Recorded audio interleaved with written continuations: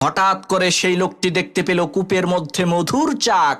লোকটি তার হাতের আঙ্গুল দিয়ে সামান্য একটু মধু এনে তার জিহ্বার মধ্যে দিল।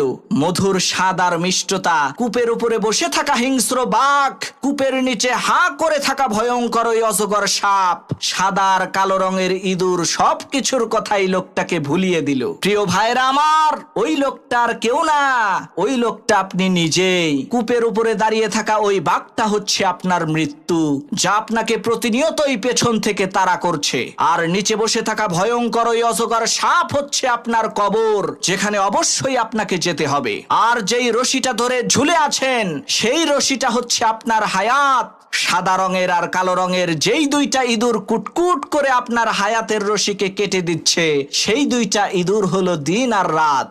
আর এত বিপদে থাকার পরেও আপনি যেই মধুটুকু খাচ্ছেন, সেটা হচ্ছে দুনিয়া। এই মুহূর্তে যেখানে আপনি ডুবে আছেন।